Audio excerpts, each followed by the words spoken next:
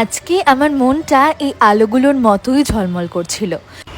সন্ধেবেলা ready shady হয়ে চলে এসেছি আমার দাদার বাড়িতে। দেখো চারিদিকটা কি দারুণ সুন্দর করে সাজানো হয়েছে। আর যাকে ঘিরে এই পুরো আয়োজনটা, তিনি ফুলের সাজিয়ে সেজে বসে রয়েছেন বাবা লোকনাথ। আমরা পুরো পরিবার যখন একসাথে থাকি তখন কোথা থেকে সময় কেটে যায় বুঝতেই পারি না।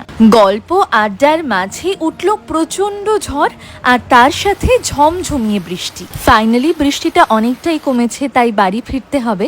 চটপট বসে গেলাম খেতে। প্রথমেই ছিল বাবার প্রসাদ পায়েস, সাথে ছিল রাধা বল্লভী, ছোলার ডাল, ভেজিটেবল চপ, স্যালাড, বাসন্তী পোলাও, কাশ্মীরি আলুর দম, চাটনি, পাঁপড়, রসগোল্লা, সন্দেশ, আইসক্রিম আর হাজমোলা। চলো চলো, অনেকটা রাত হলো, এবার তো বাড়ি ফিরতে হবে। তোমাদের সাথে আবারও দেখা হবে অন্য কোনো ব্লগে।